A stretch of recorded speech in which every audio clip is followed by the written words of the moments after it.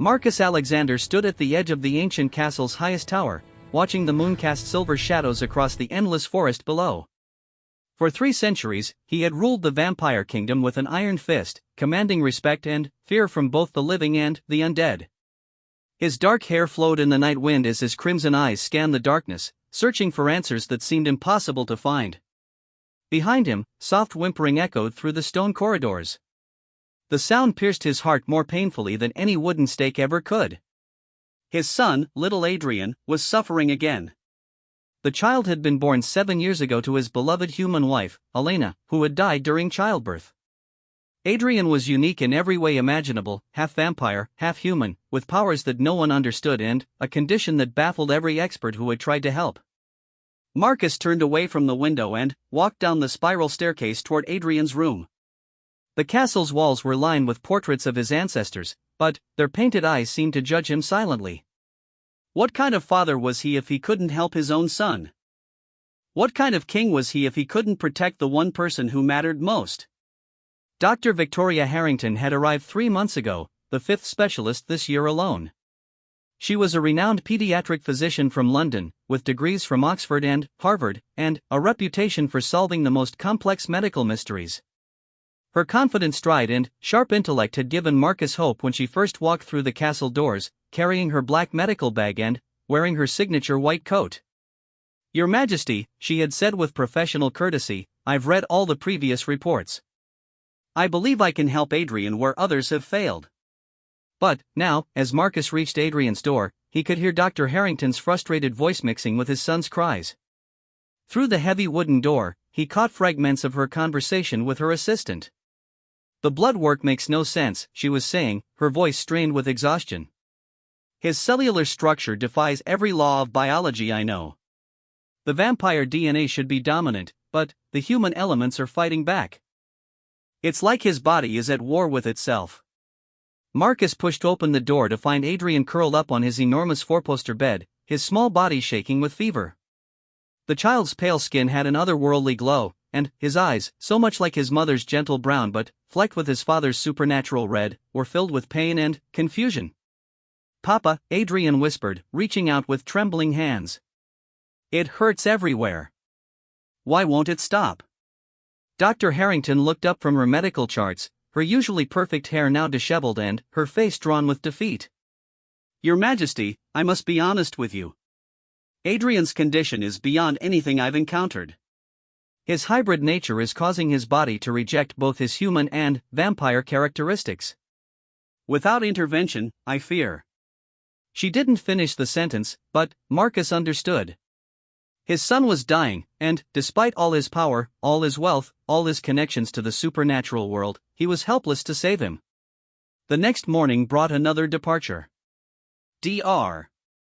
Harrington packed her bags with the same efficiency she had brought to her medical practice, but her eyes held a sadness that spoke of genuine care for her young patient.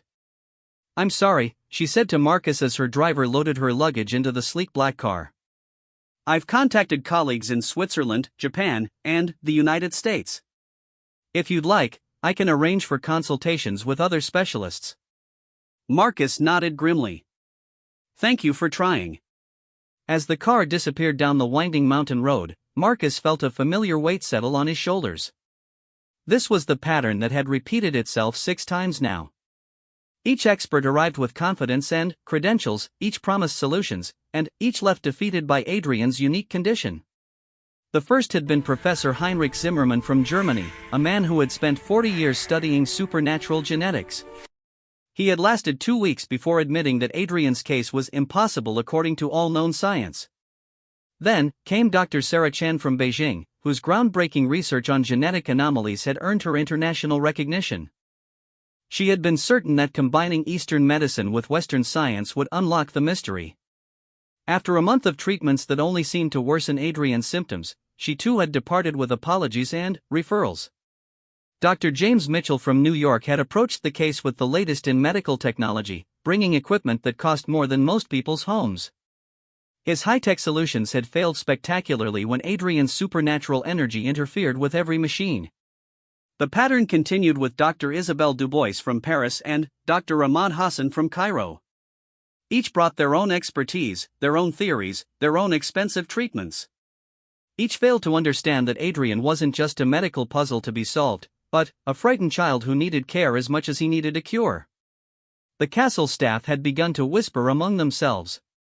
They spoke in hushed tones about curses and ancient prophecies, about the price of forbidden love between vampire and human. Marcus heard their conversations and felt their doubt creeping into his own heart. Mrs.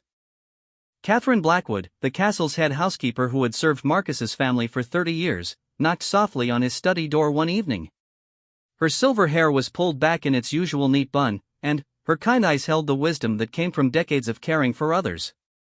"Your Majesty," she said carefully, "perhaps it's time to consider that the answer might not come from the world of science and medicine." Marcus looked up from the stack of medical reports he had been reading for the 100th time. "What do you suggest, Catherine?" "Love, sir. The child needs to feel loved and safe. All these doctors, they see him as a case study, a problem to solve. But Adrian is just a little boy who wants his papa to make the pain go away." Her words hit Marcus like a revelation. In his desperation to find a cure, had he forgotten to simply be a father? All the experts had examined Adrian like a specimen, poked and prodded him with needles and instruments, discussed him in clinical terms that reduced his beautiful, unique child to a set of symptoms and anomalies. That night, Marcus dismissed the latest team of medical consultants who had arrived from Switzerland. He told them their services were no longer needed, despite their protests that they had traveled far and brought expensive equipment. "But, Your Majesty," Dr. Muller had argued, "we haven't even had a chance to examine the patient properly." "Our preliminary tests suggest no more tests," Marcus said firmly. "My son has been examined, tested, and analyzed enough. I want all of you to leave." After the bewildered doctors departed, Marcus went to Adrian's room. His son was awake, staring out the tall windows at the stars beyond. "Papa, are the doctors gone?" Adrian asked quietly. "Yes, son. They're gone." "Good. They scared me with all their needles and machines. And they always talked about me like I wasn't there." Marcus sat on the edge of Adrian's bed and took his small hand in his much larger one. "I'm sorry, Adrian. I thought they could help you feel better." "I know, Papa. But maybe I don't need to be fixed. Maybe I just need to be loved." The simple wisdom in his 7-year-old son's words brought tears to Marcus's eyes. How had he lost sight of what truly mattered? How had he let his desperation override his parental instincts? From that night forward, Marcus decided to take a different approach. No more specialists, no more experimental treatments, no more reducing his son to a medical mystery. Instead, he would focus on making Adrian as comfortable and happy as possible, surrounding him with love and care rather than clinical examination. But, even as Marcus made this decision, Adrian's condition continued to worsen. The fever spikes came more frequently, the pain episodes lasted longer, and the child's energy continued to fade. Marcus found himself keeping vigil by Adrian's bedside night after night, reading stories and singing the lullabies Elena used to hum. The castle's supernatural inhabitants began to gather in the corridors outside Adrian's room. Ancient vampires who had lived for centuries, powerful beings who had never shown emotion, stood silently with bowed heads. They could sense that something precious was slipping away, something that had brought light to their dark world. Sebastian, Marcus's oldest friend and advisor, approached him one dawn as the sun was beginning to rise. "My lord," Sebastian said softly, "there's something you should know. Word has spread through the supernatural community about Adrian's condition. Many are saying that hybrid children like him cannot survive. They believe it's nature's way of maintaining the balance between human and vampire." Marcus felt anger flare in his chest. Nature's way? Adrian is my son, not some cosmic experiment. He deserves to live, to grow up, to experience everything this world has to offer. "I know, my lord. I'm only telling you what others are saying. But there are also whispers of hope. Some speak of old magic, ancient remedies that exist outside the realm of modern medicine." "Magic?" Marcus laughed bitterly. "I am magic, Sebastian. I am one of the most powerful supernatural beings in existence, and yet I cannot heal my own child. Perhaps the magic needed isn't the kind that comes from power and strength, Sebastian suggested carefully. Perhaps it comes from something simpler, something more human. As the days passed, Marcus began to notice something that had escaped his attention during all the months of medical consultations and expert opinions. The castle's cleaning staff, particularly the night shift workers who cleaned the corridors near Adrian's room, seemed to have a calming effect on his son. There was something different about the way they moved through the halls, quietly and respectfully, never disturbing Adrian's rest. Unlike the doctors who bustled in with authority and urgency, these workers brought a sense of peace to the ancient stone walls. Marcus realized he had barely noticed these people who kept his castle running smoothly. They worked invisible shifts, maintaining the massive structure while the vampire court slept during the day. They were humans who had been carefully selected for their discretion and reliability, paid well for their silence about the supernatural world they glimpsed during their work. Among them was a woman whose name he had never bothered to learn, but whose gentle presence had not gone unnoticed by Adrian. The child had mentioned her several times, describing the kind lady who always smiled at him when she cleaned the hallways, who never stared at him with the mixture of fear and fascination that most humans showed. As Marcus stood in his study that evening, looking out at the forest where his wife was buried beneath an ancient oak tree, he made a decision that would have seemed impossible just months before.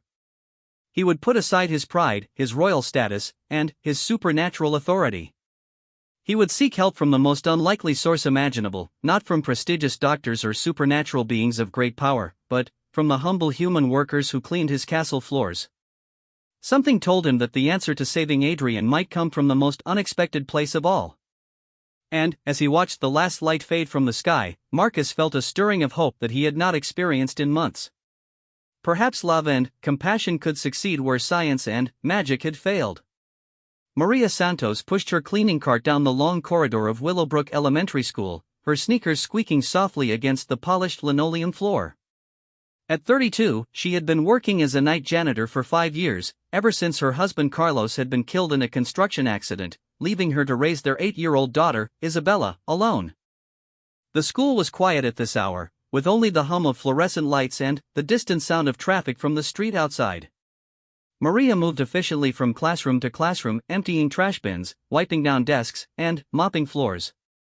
This was her second job of the day. She cleaned office buildings in the morning and the school at night, barely managing to make ends meet despite working nearly 16 hours a day.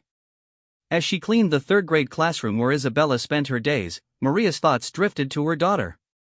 Isabella was struggling in school, not because she wasn't smart, the child was incredibly bright and intuitive, but because the other children had begun to tease her about her mother's job. Kids could be cruel, and having a mother who was just a janitor had made Isabella a target for their unkindness. "Mama works harder than any of their parents," Isabella had said through tears just last week. "Why do they say mean things about you?" Maria had held her daughter close, explaining that there was dignity in all honest work, that taking care of others was noble regardless of the title on your paycheck. But she knew that words couldn't shield Isabella from the judgment of others, couldn't protect her from the shame that society tried to attach to their circumstances. The truth was, Maria had dreams once. She had been studying to become a nurse when she met Carlos. They had planned to build a life together, to save money so she could finish her education and help people in need. But life had taken a different path, and now she found herself cleaning up after others instead of caring for them in the way she had once imagined. Still, Maria took pride in her work. She noticed things that others missed: when a child seemed troubled, when a teacher was struggling, when someone needed a kind word or a listening ear. Her position might be invisible to most people, but she saw everything, and she cared deeply about the small community that surrounded her workplace. It was on a particularly cold Tuesday night in November when Maria's life took an unexpected turn. She had just finished cleaning the main hallway when she noticed a sleek black car parked outside the school. The vehicle looked expensive and out of place in the modest neighborhood where Willowbrook Elementary sat. As Maria watched through the large windows, a tall man stepped out of the car. Even from a distance, there was something commanding about his presence, something that made her pause in her cleaning routine. He walked with purpose toward the school's main entrance, his long coat flowing behind him like a shadow. The man knocked on the glass doors, and, when Maria approached to see what he needed, she found herself looking into the most unusual eyes she had ever seen. They were dark but seemed to hold flecks of red light, and they carried a weight of sadness that immediately touched her heart. "I'm sorry to bother you so late," the man said, his voice carrying a slight accent she couldn't place. "My name is Marcus Alexander. I'm looking for someone who might be able to help my son." Maria unlocked the door but kept the chain latch engaged, speaking through the small opening. Years of working alone at night had taught her to be cautious. "Sir, if your son needs help with school, you'll need to come back tomorrow during office hours. The principal and teachers aren't here right now." Marcus shook his head, and Maria could see the desperation in his expression. "It's not about school. My son he's very ill. I've tried everything, consulted with the best doctors in the world, but nothing has helped. Someone told me that sometimes the answers we need come from unexpected places, from people who see the world differently." There was something in his voice, a vulnerability that seemed at odds with his obviously wealthy appearance, that made Maria's protective instincts kick in. This was a father in pain, regardless of his expensive clothes and fancy car. "I'm just a janitor, sir. I don't know what kind of help you think I could give you. May I come in? Please? I know this must seem strange, but I'm running out of options. My son is only 7 years old, and he's suffering in ways that no child should have to endure." Against her better judgment, Maria found herself removing the chain and opening the door wider. There was something about Marcus that reminded her of herself during those terrible first months after Carlos's death, lost, desperate, and willing to try anything to protect the person who mattered most. Marcus stepped into the school hallway, looking around with curious eyes. "This is where you work?" "Yes, sir. I clean here nights and office buildings during the day. But I still don't understand how you think I could help your son. I'm not a doctor or a nurse or anything like that." Marcus turned to face her fully, and Maria was struck by how tired he looked despite his seemingly youthful appearance. "What's your name?" "Maria. Maria Santos." "Maria, may I tell you about my son Adrian?" Something in the way he said the child's name, with such tenderness and love, made Maria nod. They sat down on one of the benches in the hallway, and Marcus began to speak. He told her about Adrian's condition, though he was careful to describe it in terms that sounded like a rare genetic disorder rather than the supernatural truth. He spoke of the boy's constant pain, the way his body seemed to be fighting itself, the fever spikes that came without warning. "Every doctor we've consulted has treated Adrian like a puzzle to be solved," Marcus said, his voice growing heavy with emotion. "They poke him with needles, run endless tests, discuss him in clinical terms as if he's not a frightened little boy who just wants the pain to stop. They see his condition as fascinating, but they don't see him as a child who needs comfort and understanding." Maria listened intently, her heart breaking for this father and his sick son. She thought of Isabella, of how she would move heaven and earth to help her daughter if she were suffering. "You said someone told you to look for help in unexpected places," Maria said carefully. "Why did that lead you to me?" Marcus was quiet for a long moment, as if weighing his words. "Someone mentioned that the people who work in the background, who see life from a different perspective, sometimes notice things that others miss. They said that people who care for others, even in ways that go unrecognized, might understand healing in ways that medical degrees can't teach." Maria felt a flush of pride at his words, mixed with skepticism. "I do care about people, that's true. But caring isn't the same as curing. Your son needs medical attention, not just someone who feels sorry for him." "He's had more medical attention than most children receive in a lifetime," Marcus said with a bitter laugh. "What he hasn't had is someone who sees him as precious just as he is, someone who doesn't want to change him or fix him but simply wants to comfort him." As Marcus spoke, Maria found herself thinking about her own experiences with Isabella. When her daughter had been hospitalized with pneumonia the previous year, Maria had noticed something important. The doctors and nurses were skilled and dedicated, but it was often the smallest gestures, a warm smile, a gentle touch, sitting quietly beside the bed, that seemed to help Isabella heal. "Tell me more about Adrian," Maria said softly. "What does he like? What makes him happy when he's not in pain?" Marcus's eyes lit up at the question. "He loves stories. His mother used to read to him before she died, and he still asks me to tell him tales about brave knights and kind princesses. He likes music, especially lullabies. And he has the most beautiful drawings. He sees the world in ways that amaze me. He sounds like a wonderful little boy. He is. He's kind and gentle and wise beyond his years. Sometimes I think he understands things about life that I'm still learning. Marcus paused, then looked directly at Maria. Would you be willing to meet him? I know it's an unusual request, but something tells me you might be exactly what he needs. Maria's first instinct was to say no. What could she possibly offer a child that the world's best doctors couldn't provide? She was a janitor with a high school education, struggling to make ends meet and raise her own daughter. She had no special knowledge about rare diseases or medical treatments. But then, she thought about the children she encountered in her work, how they responded to genuine kindness and attention. She remembered the way Isabella's face lit up when someone took the time to really listen to her, to treat her as important and valuable. I don't know what I could do to help, Maria said honestly. But if you think spending time with Adrian might make him feel better, I'm willing to try. Marcus's relief was visible, and Maria realized just how desperate this man truly was. Thank you. I can't tell you what this means to me. They arranged to meet the following evening. Marcus would bring Adrian to a neutral location, a small park near Maria's apartment building, where the boy could meet Maria without the pressure of being in an unfamiliar place.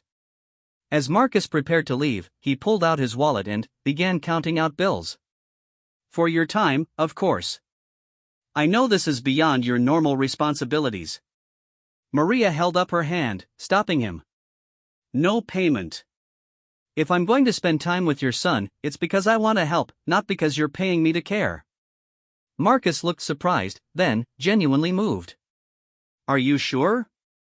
I know you have your own responsibilities, your own family to care for. I have a daughter, Isabella. She's 8. If she were sick and suffering, I would hope that someone, somewhere, would be willing to help her just because it was the right thing to do. The next evening, Maria waited nervously on a park bench as the sun set behind the trees. She had told Isabella about the meeting, explaining that she was going to spend time with a sick child who needed a friend. Is he going to be okay, Mama? Isabella had asked with the serious expression she wore when discussing important matters. I don't know, baby. But sometimes being with people who care about us helps us feel better, even when we're sick. Can I meet him sometime? I'm good with kids who are sad. Maria had promised to ask, touched by her daughter's immediate compassion for a child she had never met. When Marcus arrived at the park, he was carrying a small boy wrapped in a soft blue blanket. Even from a distance, Maria could see that Adrian was pale and thin, but his eyes were bright with curiosity as he looked around at the playground equipment and trees. Adrian, Marcus said gently, this is Maria, the lady I told you about. Maria knelt down to be at the boy's eye level, noting the way he stayed close to his father's side. Hello, Adrian. I'm very happy to meet you. Papa says you take care of people, Adrian said in a voice that was soft but clear. Like the way my mama used to take care of me before she went to heaven. Maria felt her heart clench at the child's matter-of-fact mention of his mother's death. I do try to take care of people. And your papa told me that you're a very special boy who likes stories and music. Adrian nodded eagerly. Do you know any stories? The doctors never tell stories. They only want to look at my blood and ask Papa questions about my symptoms. I know lots of stories, Maria said, settling onto the park bench and patting the space beside her. Would you like to hear one while we sit here together? As Adrian climbed up beside her, Maria began to tell him a story she had made up years ago for Isabella, about a little boy who could talk to the stars and help them find their way across the night sky. Adrian listened with complete attention, his small hand eventually slipping into hers as the tale unfolded. Marcus watched from a nearby bench, and Maria could see the amazement in his eyes. This was perhaps the most relaxed and engaged his son had been in months, and all it had taken was someone willing to sit with him and share a simple story. When the story ended, Adrian looked up at Maria with eyes that seemed far too old for his young face. That boy in the story, he was different from other children, wasn't he? But being different made him special, not broken. That's exactly right, sweetheart. Being different can be a gift, even when it doesn't always feel like one. As they prepared to leave, Adrian hugged Maria tightly around the waist. Can you come see me again? I liked your story, and you didn't try to stick any needles in me or ask me how much things hurt. I would love to see you again, Maria said, meaning it completely. That night, as Maria tucked Isabella into bed, her daughter asked about the sick boy she had met. He's very sweet, baby. But he's been through a lot, and he needs people who will be patient and kind with him. Like you are with me when I'm sick? Exactly like that. As Maria drifted off to sleep, she found herself thinking about Adrian's unusual eyes and the way he had seemed to understand things that most 7-year-olds would never grasp. There was something different about the child, something that went beyond his medical condition, but Maria couldn't quite put her finger on what it was. What she did know was that she had made a connection with both Adrian and his father, and that sometimes the most important healing happened not through medicine or procedures, but through the simple act of one person caring genuinely for another. The following week, Marcus called Maria to ask if she would be willing to come to their home to spend time with Adrian. The boy had been asking for her constantly, and his spirits seemed brighter than they had been in months. He drew a picture of you, Marcus told her over the phone. He says you're the star lady who tells stories to children who need hope. When Maria arrived at the address Marcus had given her, she was stunned to find herself standing before a massive castle that looked like something out of a fairy tale. The ancient stone walls rose high into the night sky, and warm light glowed from dozens of windows. As she stood there with her mouth open in amazement, Marcus appeared at the enormous front doors, smiling at her expression. I should have prepared you, he said apologetically. Our home is a bit unusual. This is a castle, Maria said, still trying to process what she was seeing. You live in an actual castle. It's been in my family for many generations. I know it must seem overwhelming, but I promise you'll be safe here. Everyone who works here has been instructed to treat you with the utmost respect and courtesy. As Maria followed Marcus through hallways lined with tapestries and portraits, she began to understand just how wealthy and powerful Adrian's father truly was. This wasn't just money, this was old money, the kind that came with centuries of accumulated wealth and influence. But when they reached Adrian's room and she saw the little boy's face light up with joy at her arrival, all thoughts of castles and wealth faded away. Here was a sick child who needed comfort, and everything else was just background decoration. Maria! You came! Adrian struggled to sit up in his enormous bed, his pale face glowing with happiness. I drew you a picture. As Maria looked at the drawing Adrian had made, a stick figure woman surrounded by stars and smiling children, she realized that she was about to embark on the most important work of her life. Not because of any medical training or special knowledge she possessed, but because sometimes love and compassion were the most powerful healing tools of all. Over the following weeks, Maria established a routine that transformed not only Adrian's life but the entire atmosphere of the ancient castle. Every evening after finishing her shift at Willowbrook Elementary, she would take the bus to the village near Marcus's estate, where a car would be waiting to bring her up the winding mountain road to the castle. At first, the castle staff had been skeptical of this human woman who seemed so ordinary compared to the prestigious experts who had previously been summoned to help their young master. But Maria's genuine warmth and complete lack of pretension quickly won them over. She learned everyone's names, asked about their families, and treated each person with the same respect regardless of their position. She's different, Mrs. Blackwood confided to Sebastian one evening. The doctors who came before, they barely acknowledged our existence. But Maria thanks the kitchen staff for preparing tea, helps carry her own supplies, and yesterday I saw her mending one of the maid's torn uniforms during her break time. Sebastian nodded thoughtfully. Master Adrian has been asking for her every day. Yesterday he told his father that Maria makes him feel normal, like he's just a regular boy instead of a patient.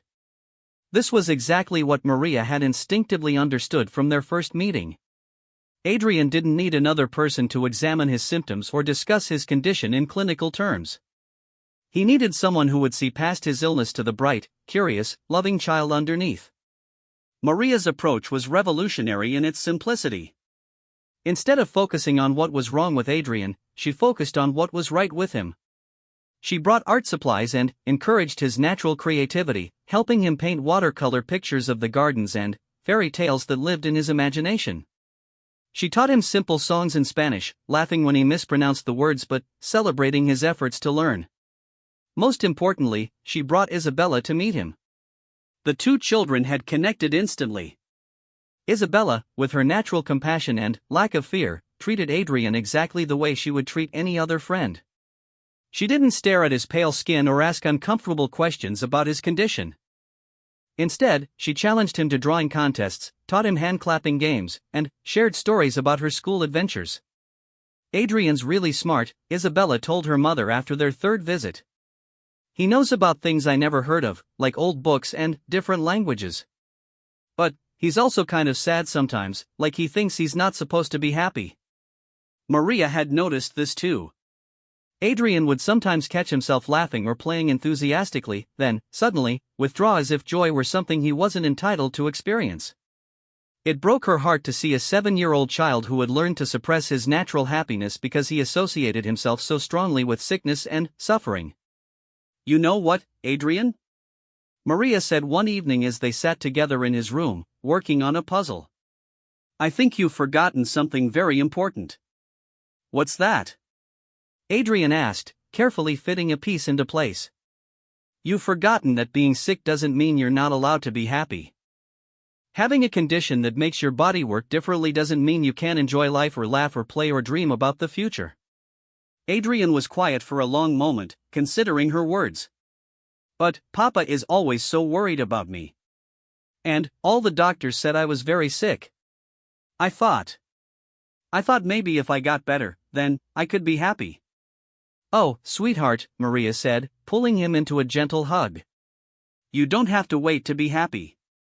Happiness isn't something you earn by being healthy. It's something you choose, even when things are hard." This conversation marked a turning point in Adrian's recovery. With Maria's encouragement, he began to embrace moments of joy without guilt. He laughed more freely, played with more enthusiasm, and started talking about things he wanted to do and see as he grew older. The physical changes followed the emotional ones.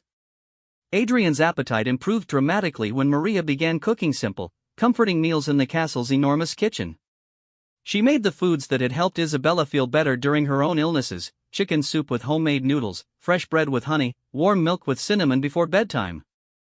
"The kitchen staff could prepare anything you request," Marcus told her, amazed by how eagerly Adrian ate the humble meals Maria created. "It's not about the food being fancy," Maria explained as she kneaded bread dough on the marble counter. "It's about it being made with love. When someone cooks for you because they care about you, not because it's their job, you can taste the difference." Marcus began joining these evening meals, something he had rarely done before.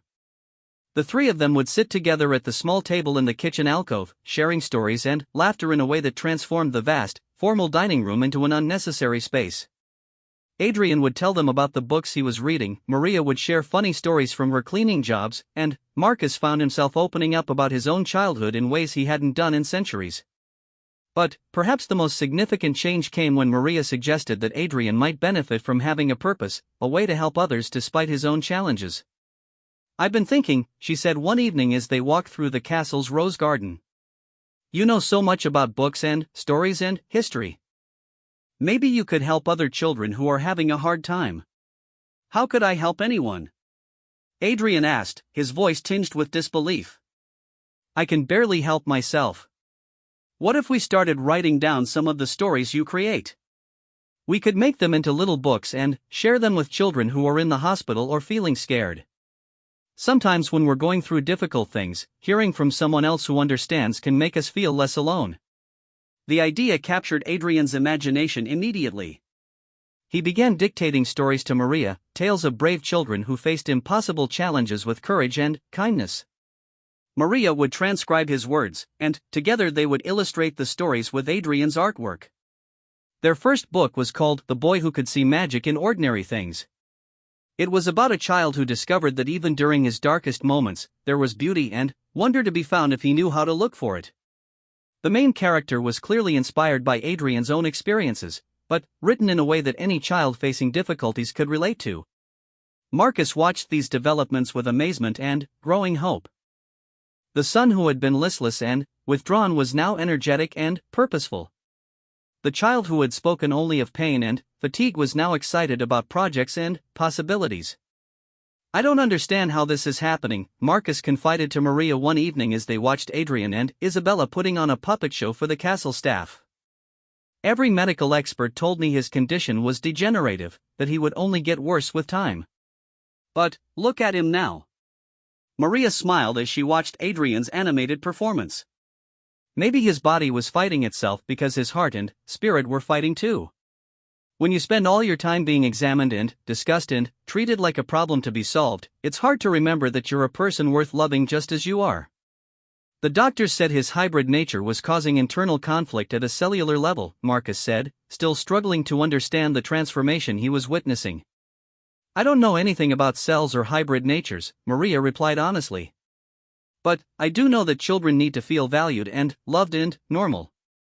They need to feel like they belong in the world, not like they're some kind of mistake that needs to be corrected."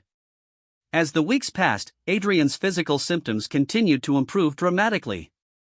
The fever spikes became rare, then stopped entirely. His energy levels increased to the point where Maria had to remind him to rest between activities. Most remarkably, his appetite for life had returned in full force. He began asking to visit the village below the castle, wanting to see how other children lived and played. Marcus was initially terrified by the request. Adrian had been confined to the castle for years due to his fragile condition, but Maria gently encouraged him to consider the possibility. "He's getting stronger every day," she pointed out. "And he needs to see that the world is bigger than these walls, that there are places where he can belong and people who will accept him." Their first trip to the village was a revelation for Adrian. He marveled at the simple pleasure of walking through streets where children played, where families went about their daily lives without the weight of supernatural concerns or medical crises. Maria introduced him to the elderly man who ran the bookstore, to the baker who always had a kind word for her daughter, to the librarian who immediately recognized a kindred spirit in the well-read 7-year-old. "They like me," Adrian whispered to Maria as they shared ice cream at the village's small cafe. "They don't act scared or sorry for me. They just treat me like a regular kid." "That's because you are a regular kid, sweetheart. You're a regular kid who happens to have some unusual challenges, but that doesn't make you less normal or less deserving of friendship and fun." The transformation was so complete that when Dr. Harrington called to check on Adrian's progress and offer referrals to additional specialists, Marcus found himself declining the offer with confidence rather than desperation. "I appreciate your continued concern," he told her, "but Adrian is doing remarkably well. We've found an approach that seems to be working." "What kind of treatment are you using?" Dr. Harrington asked, her professional curiosity piqued. "Has a new medication become available? Are you working with a specialist I haven't heard of?"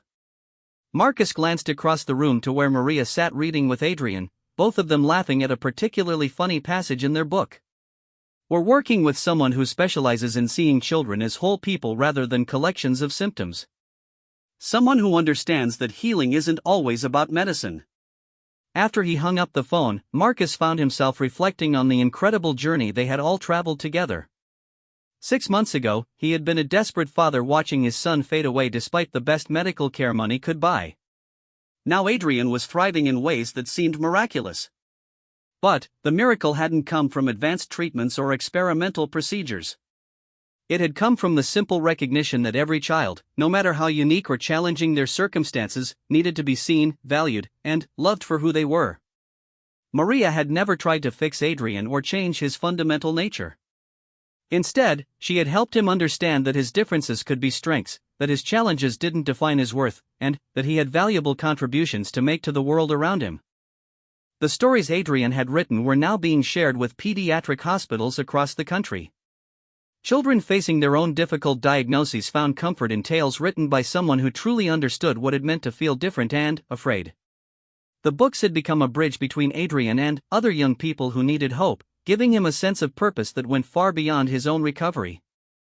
On Adrian's 8th birthday, Maria surprised him with a special gift, a bound collection of all the stories he had written, illustrated with his own artwork and dedicated to all the children who were brave enough to find magic in difficult times. This is the first book written by Adrian Alexander, Maria announced at his birthday party, which was attended by children from the village as well as the castle staff. And I have a feeling it won't be the last. Adrian hugged the book to his chest, then looked up at Maria with eyes that were now bright with health and happiness. Thank you for teaching me that being different doesn't mean being broken. As Marcus watched his son blow out the candles on his birthday cake, surrounded by friends and laughter, he realized that Maria had given them something more valuable than a cure. She had given them the understanding that love, acceptance, and genuine human connection were the most powerful healing forces in the world. The castle that had once echoed with the consultations of frustrated medical experts now rang with children's laughter and the sound of family dinners shared around the kitchen table. Adrian's condition hadn't been cured in the traditional sense. He would always be unique, would always require careful attention to his health, but he had learned to thrive within those realities rather than being diminished by them. And Maria, the single mother janitor who had once felt invisible and undervalued, had discovered that her capacity for love and understanding made her more qualified to heal a broken family than all the prestigious degrees and medical certifications in the world. The little boy who had once been seen as a problem to be solved was now recognized for what he had always been, a precious child deserving of love, acceptance, and the chance to write his own story of hope.